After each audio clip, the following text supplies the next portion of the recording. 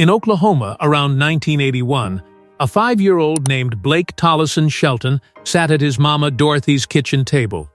On that table was a cast-iron skillet, a pot of pinto beans, and a wedge of cornbread baked in bacon grease. That was dinner. Not by choice.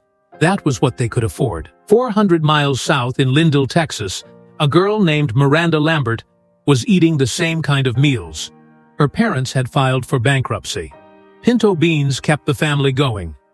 In Burleson, Texas, Kelly Clarkson was sitting alone at a kitchen table eating saltine crackers in cold milk because her single mother was working a second shift and there was nothing else in the house. These meals did not look like much. They did not cost much. Today, people call them poor food. But these were the meals that raised country music stars like Blake Shelton, Miranda Lambert, Kelly Clarkson, Reba McEntire, and Dolly Parton. These are 25 of those meals that raised country music legends. Now people call it poor food. And most of them have disappeared from the American table entirely. Bread and milk. Before cereal existed in every pantry, there was bread and milk. A bowl, a few slices of day-old white bread torn into pieces, warm milk poured over the top, sometimes a pinch of sugar. In rural homes across Tennessee, Kentucky, and West Virginia, this was the meal that appeared when the money ran out and the week was not over yet. A loaf of bread cost 16 cents in 1952. A quart of milk was 21 cents. Dorothy Shelton served this on nights when her husband Richard's paycheck did not stretch. Blake told Jimmy Fallon in 2019 that he did not realize his family was poor until he was 15. Creamed corn on toast. Working families across the Midwest turned canned creamed corn into a hot meal by ladling it over toasted white bread. It can cost 9 cents. The whole thing came together in 5 minutes. This was Kelly Clarkson's after-school meal from age 8 to 14. 1 can, 2 slices of bread, eaten alone at the kitchen table while her mother Jean was at work. The toast soaked up the creamy liquid and turned almost custardy at the bottom. Number 23. Fried bologna sandwiches. Every working-class kitchen in America had a roll of bologna in the refrigerator. It cost about 30 cents a pound and fed a family for days. Mothers cut thick slices, made 2 small notches in the edges so the meat would not curl, and laid them flat in a hot cast-iron skillet. The bologna blistered and browned, filling the kitchen with a smell that brought children running from down the hall. Miranda Lambert has talked about this publicly. When her parents lost their private investigation business and went bankrupt, Miranda was in middle school. Fried bologna on white bread with yellow mustard was what they could afford. Blake grew up eating every one of these meals. He knows what it means to stretch $1 into a week of dinners and what bacon grease tastes like when it is the only fat in the house. Gwen Stefani grew up in Anaheim, California. Her father was a Yamaha marketing executive. She has never known food scarcity. According to people close to the Shelton family, that difference shows up most at the dinner table. Dorothy Shelton's kitchen does not serve quinoa bowls or smoothies. It serves the same cast-iron meals she has been making since 1979. Gwen, by several accounts, does not always know what to do with that. Number 22. Crackers and milk. Saltines broken into a glass of cold milk and eaten with a spoon were the unofficial supper of children across the rural South on nights when there was nothing left to cook. Kelly Clarkson has spoken about this. After her parents' divorce, her mother worked multiple jobs. On nights she worked late, Kelly and her siblings ate crackers in cold milk and called it dinner. She told Seth Meyers she still cannot eat saltines without getting emotional. Number 21. Macaroni and tomatoes. This is not mac and cheese. Cooked elbow macaroni tossed back into the pot with a can of whole peeled tomatoes broken up by hand, salt, pepper, and a knob of bacon grease. A can of tomatoes cost 12 cents in 1955. A box of macaroni was 9 cents. Miranda's mother, Bev, made this 3 times a week during the hard years. Miranda told CMT in 2011 that when she got her first royalty check, she bought real pasta sauce. Then, she felt guilty about it for a month. Number 20. Potato soup with fatback. On farms across the rural South, Potato soup was not a starter. It was the meal. Diced potatoes simmered in water with a chunk of salted fatback until they were soft enough to break apart with a spoon, creating their own thick starchy broth. Fatback cost 8 cents a pound. Potatoes came from the root cellar.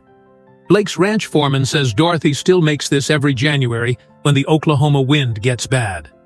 Children dragged cornbread through the broth until the bowl was clean.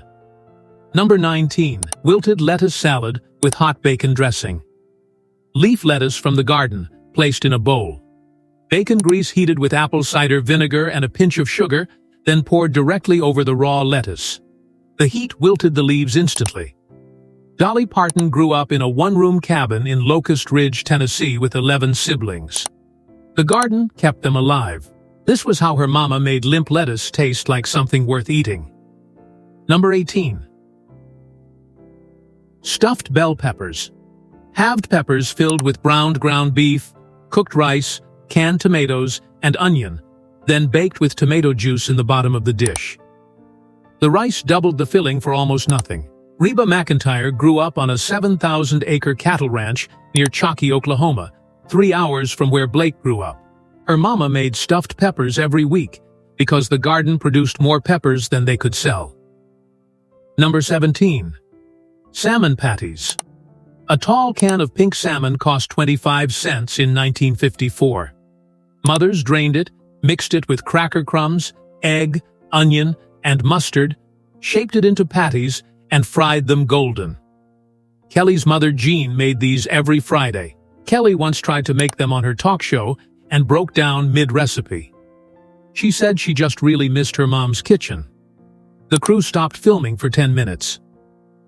Number 16. Hamburger gravy over mashed potatoes.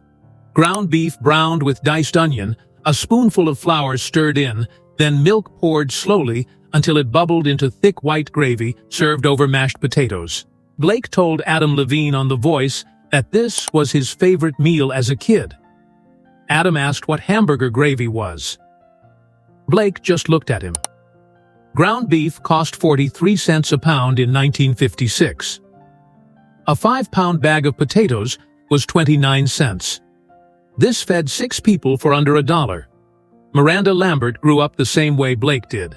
Same poverty, same meals, same cast iron skillet, same bacon grease can on the stove.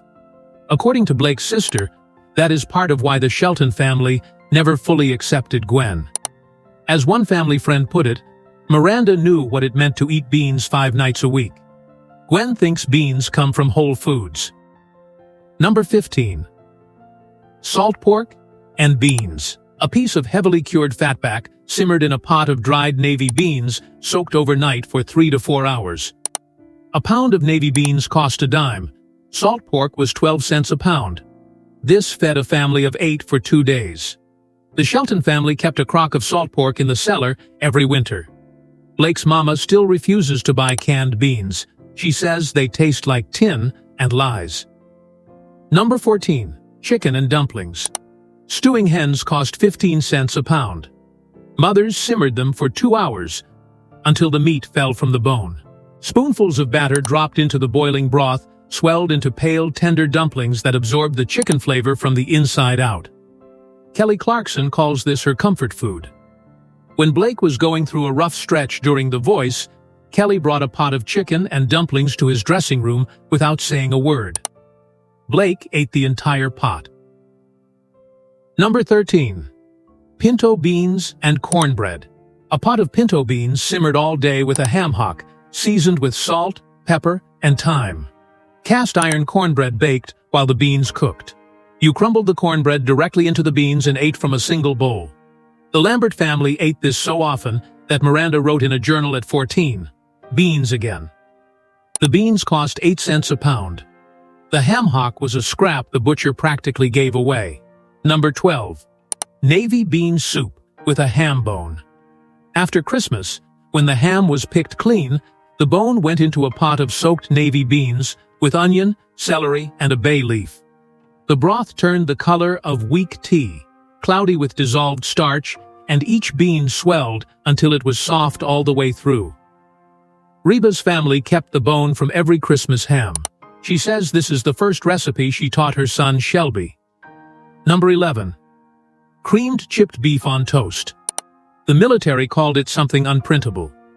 Dried salted beef torn into strips, stirred into a thick white sauce of butter, flour, and milk, poured over toast. Kelly's stepdad Jimmy was a veteran. He made this every Saturday morning.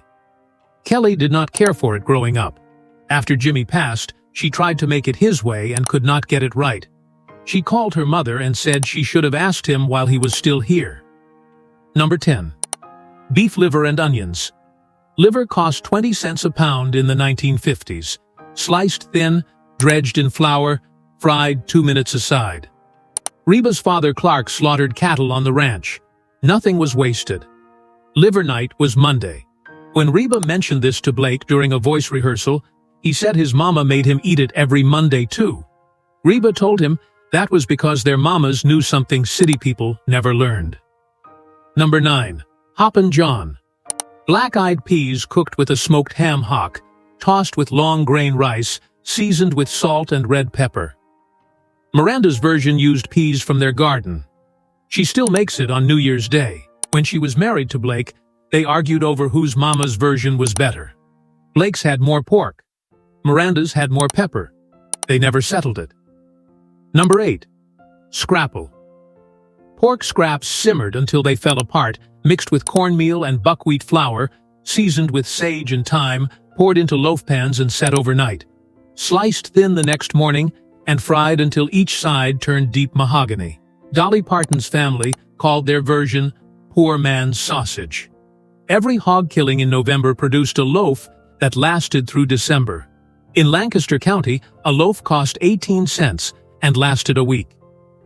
Kelly Clarkson understood this divide better than anyone in Blake's circle. She grew up poor. Not Hollywood poor. Burleson, Texas poor. Crackers in cold milk poor. When she sat down at Blake's family table, she did not flinch.